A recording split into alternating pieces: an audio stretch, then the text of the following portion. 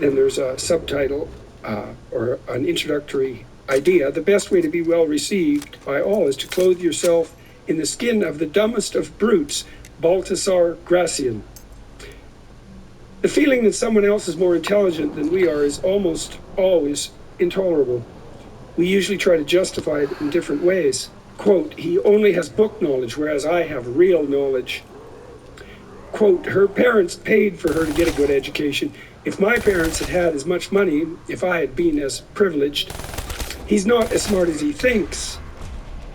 Last but not least, quote, she may know her narrow little field better than I do, but beyond that, she's really not smart at all. Even Einstein was a boob outside physics.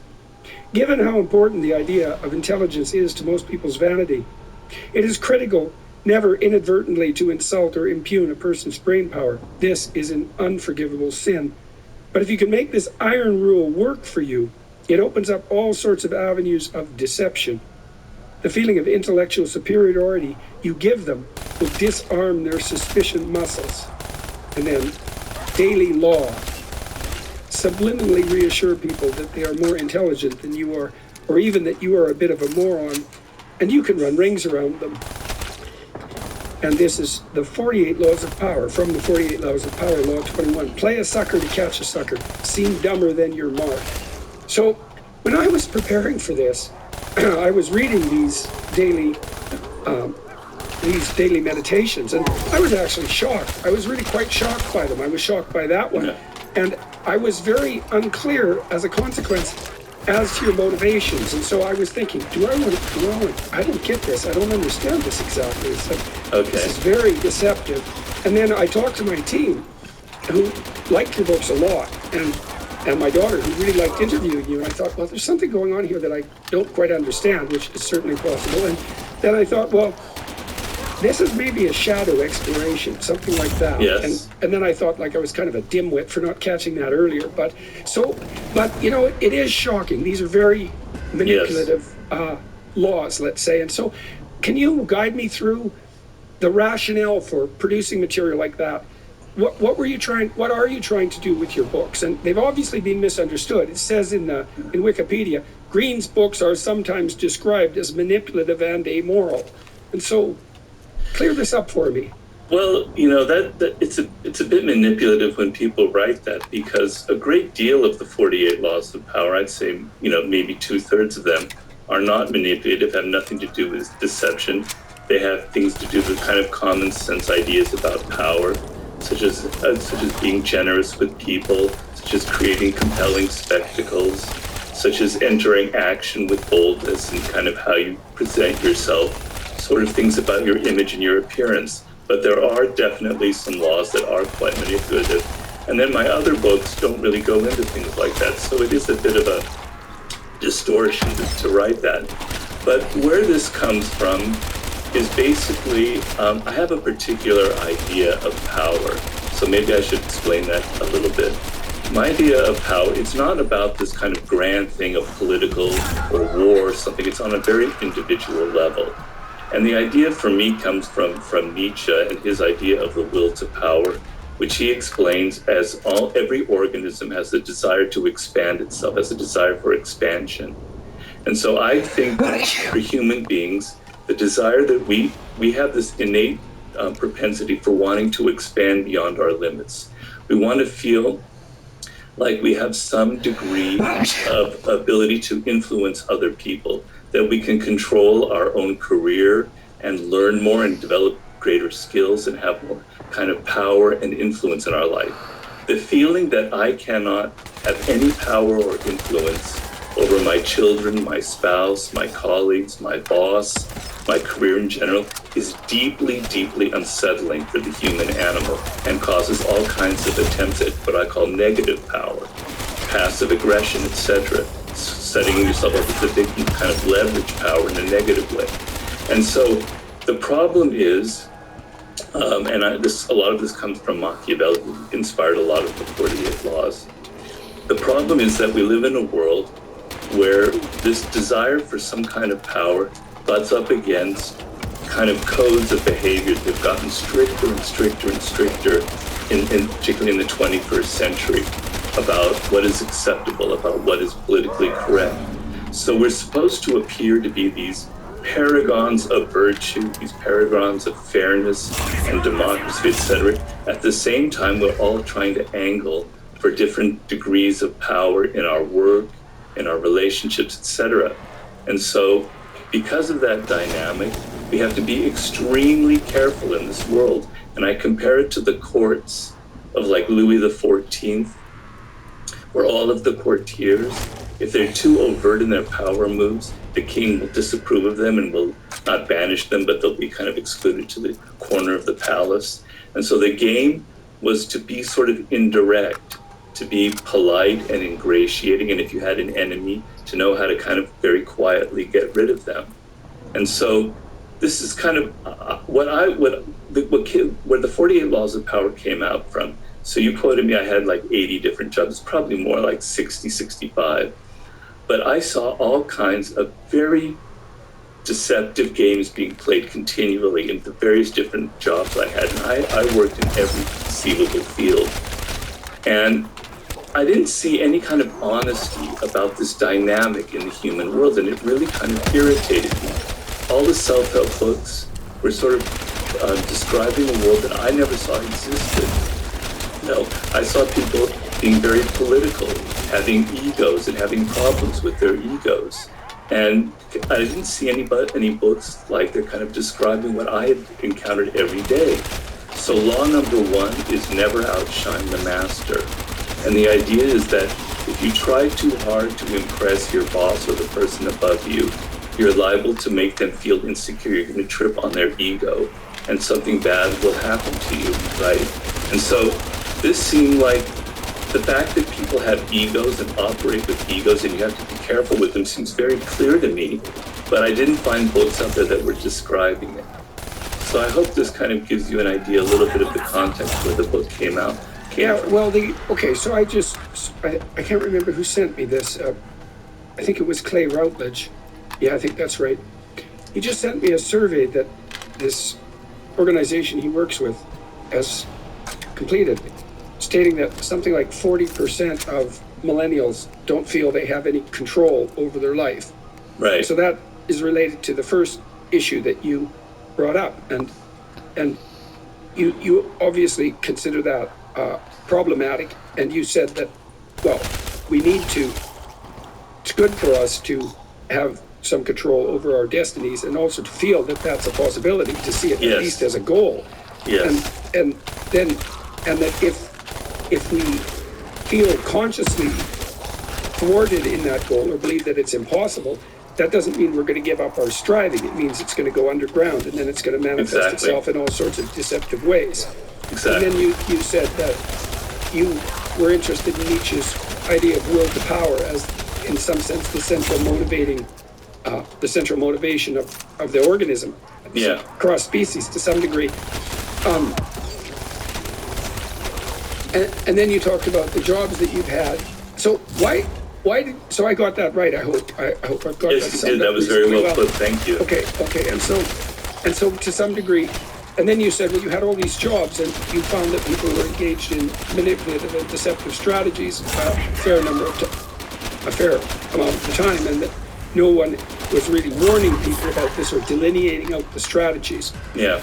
Okay, so that seems to me to be reasonable. I'm a big admirer of the work of Carl Jung, which everyone listening to this knows more than they even want to know. And he was certainly sensitive to the idea that people had a terrible shadow. Yes. That they would clothe themselves in the garments of moral virtue. Right. And act out a virtuous persona, but because of the thwarted will to strive, in some sense, that they have all sorts of motivations, sexual, power-related, dominance, aggression, anger, resentment, that aren't admitted thoroughly, and that are snakes under the carpet or elephants under the rug or skeletons in the closet, and they pollute human relationships. And I certainly believe that's true. I believe that's the corruption of human relationships by a form of severe deceit. And I also think it's reasonable to warn people against that, and also to alert them to the fact that such things operate in their own souls. I guess what I Yes. wonder is, so then the last thing I'm confused about to some degree is, you had 65 jobs. How come so many jobs? I was a very restless young man. It doesn't speak very well of me in the fact that I couldn't hold a job for more than 11 months. I came out of college and I wanted to be a writer, and I had all kinds of romantic notions of what that meant. And then I entered journalism and I worked in New York, and I didn't find that that was a very good fit. So I moved to Europe and I wandered around for 4 or 5 years trying to write novels and working in hotels, doing construction. Kind of the writer's life where the variety of experiences were kind of giving me material. And I never was really happy in overtly political environments, to be honest with you. I'm Yeah. kind of a born entrepreneur. I like working for myself. I didn't like a lot of the games that were being played, and I'm not very good at them. I mean, I've gotten better at it, but a lot of the things that I write about in the 48 Laws of Power, such as never outshine the master, are things that I did poorly, I did wrong, and I suffered for them. So I understand the pain that a lot of people have in the work world, which is sort of hard for a lot of other people who don't have that kind of experience to understand how deeply frustrating it can be when you have a job that you're not satisfied with. And so I was someone who was very restless, and I never felt comfortable in any of the different jobs I had. And I was also trying to broaden my experience. Okay, so I had a lot of jobs when I was a kid. I worked as a, oh God, I worked as a, in a garage, pumping gas. I worked as a dishwasher for years. I was a short order cook. I re-tipped drill bits. I worked as a beekeeper. I had a lot of, I worked in a plywood mill, running plywood pieces through a huge dryer. We used to try to light the thing on fire. It was like a block long, this dryer, fired by natural gas. And if you worked really hard, you could stuff it so full it would get crammed up in the middle, and then it would light on fire, and all the fire sprinklers would kick in, and then the whole building, which was like a block square, would fill up with steam. It was God. so. Anyways, I worked in a lot of jobs, and so, but I didn't. So this is something that's worth getting clear. I liked the jobs a lot, almost all of them, not all of them, but almost all of them. I got along with the people that I was working with. I didn't have the same exactly the same experience that you're describing. And Yeah. you said that you had a harder time. I don't know exactly. Was it fitting in? You didn't like the overt political elements too. And like when I worked in restaurants, I didn't really experience that. You know, like I got along with the guys that I was working with. There was a lot of joking around. And it's not like I like political maneuvering. When I got into university and saw people in bureaucracies, particular, maneuvering politically to attain dominance, just I find it absolutely appalling, that underground power struggle. But it sounds like you had a harder time maybe than I did adapting, and that became a conscious puzzle for you. Is that a reasonable way of thinking about it? I think so. It made me think about myself, like maybe I'm doing something wrong. The natural reaction in these situations where things, it wasn't that I hated all of my jobs. Some of them were fun, so I don't want to give a wrong impression. But when mistakes were made and maybe inadvertently made my boss or someone feel insecure, it caused me, like months later, to kind of question what had happened, and maybe something I did that was wrong in that environment. And so, I felt, it wasn't that I felt uncomfortable, but I felt sometimes that trying so hard or being good at my job, which was often the case, was often a detriment, which was a very strange realization. Yeah. Well, that's a really good sign that you need to go get a different job. I mean, I worked with clinical clients a lot, in career counseling, and my sense, one of the things we'd analyze right away was, well, can you actually do your job well and be recognized for it and have a pathway to something approximating success? Or are you around truly toxic people who will punish you for your virtues? In which case, let's get your CV together. Let's get you prepared to get the hell out of there and find a place where you can actually thrive. I had clients who were trapped in jobs. I remember one client in particular, she had been a refugee from Albania, Eastern Europe. That was a rough damn country, man. And then she came, like the worst of the Eastern European bloc countries in terms of poverty and general oppressiveness. And then she came over to North America and got educated. She ended up working in a bank in Canada, and like she was good at her job and she was smart, and her managers just hated her. And like she sent me an email string one day. It was about 30 emails long that her manager had put together, where the bureaucrats in the bank were discussing whether or not they were allowed anymore to use the word flip chart. I think they replaced it with easel board or some damn thing. Well, the reason for that was flip had been used at some point, hypothetically, as an epithet for Filipino people, and so it was politically incorrect. And it was just, I mean, she was just being driven mad by this kind of, what do you call it, pointless moral posturing. She was a sensible person and questioned a lot of the bureaucratic stupidity. So my goal in situations like that was to help people figure out how to move laterally and find a place where, you know, their virtues would be rewarded instead of punished. Right, it's very wise. You know, if it can be managed. My experience is, and what I wanted to help people with the 48 Laws of Power, when these things kind of happen, you get very confused, and they create a kind of trauma in your life where you sometimes blame yourself, or you wonder maybe you did something wrong, and you become a little bit skittish, and you get a little bit afraid in your next job, and these things kind of linger on in your mind. So having some clarity, I don't want to make people paranoid in reading these books. I make it very clear that that's not the point. I want you to be very realistic. But the idea that you could have some clarity that maybe what really happened is that I inadvertently triggered the insecurities of this boss, or maybe there are these strict kind of moral puritanical codes in place, and I somehow violated them. It's not my fault. That kind of clarity can be very, very empowering, I find, in that. That's another kind of motivating device behind the 48 Laws. Well, you also make me very curious about your personality. I mean, when I'm talking, I'm sorry, I'm going to, you know, that's okay. I'm a clinician, and I snap into that mode sometimes, and I'm very curious about this conversation. I mean, you have a very gentle demeanor and a very soft and kind voice, and you don't look like a harsh person. And so one of the dimensions, one of the cardinal personality dimensions, there's 5 of them, you may know this, extroversion, which is a positive emotion, and it's associated with assertiveness and enthusiasm. And Trump is extroverted. Definitely. Negative emotion, that's neuroticism, and that's the whole panoply of negative emotions. They all clump together, and people differ in their sensitivity to them. Agreeableness, that's compassion and politeness on the high end, and more like bluntness and competitiveness on the other end. And conscientiousness and openness, which is creativity. You're obviously high in openness. You're entrepreneurial, you're a writer, you're interested in ideas, you're obviously creative.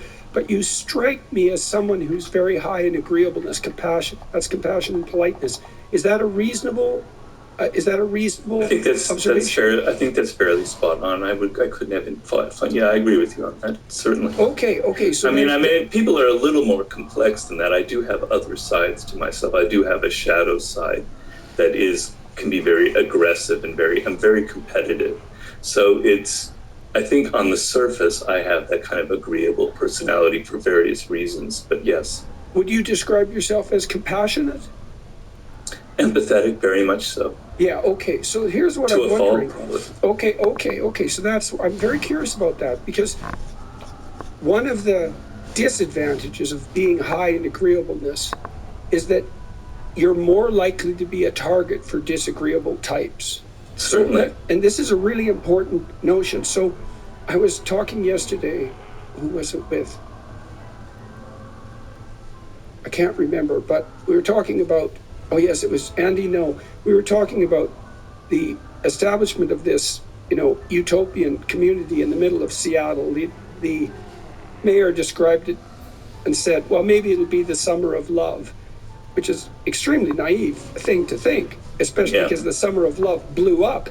And so, that's sort of a celebration of agreeable virtues. And so agreeable people are very generous and kind, and they're not backstabbing, and they're empathetic, and they're self-sacrificing. But there have been computer simulations, very sophisticated computer simulations by evolutionary biologists of what happens if you get agreeable people together. So imagine you have a population of people and all of them are agreeable. And so they're cooperating away. It's all very kind and nice. But if you put one person in there who has psychopathic traits, he just takes over everything. And so the agreeable people always have the problem of how do you handle free riders, cheaters, and psychopaths?